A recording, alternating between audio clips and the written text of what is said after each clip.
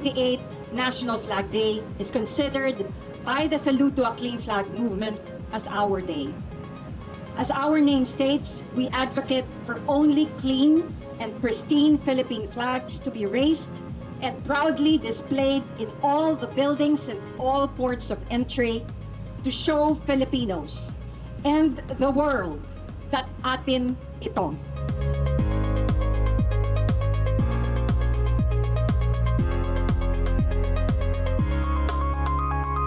Napaka-importante kasi ito ang unang-una ng pagbubukas ng 15 days na celebration ng ating National Flag Days. Mag-e-end ito sa June 12 sa Independence Day.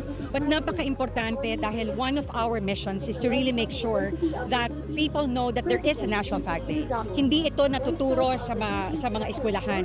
So one of the tasks of Salute to a Clean Flag is to influence the DepEd to actually include RA 8491 or the Flag and Heraldic Code in the school.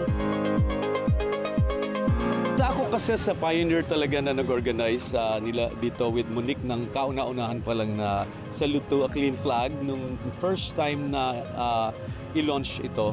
Ang ating watawat ay simbolo ng ating paggalang, respeto at pagmamahal sa ating bansa. Kailangan nating akapin ang bawat isa at igalang ang bawat isa sapagkat tayo ang sambayanan.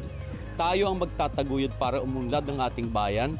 Tayo ang magbibigay ng respeto sa bawat isa. Tayo ang magbibigay ng responsibilidad para ang lahat ay magpunta sa isang layunin.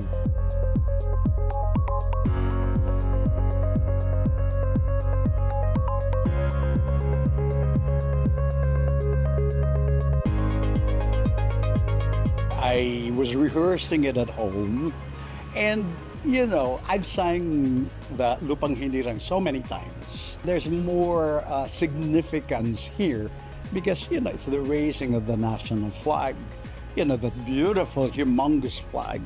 But this time, you know, there's more, I guess, love of country, love of the Philippine flag, nationalism. It's all there. Kaya it was very special.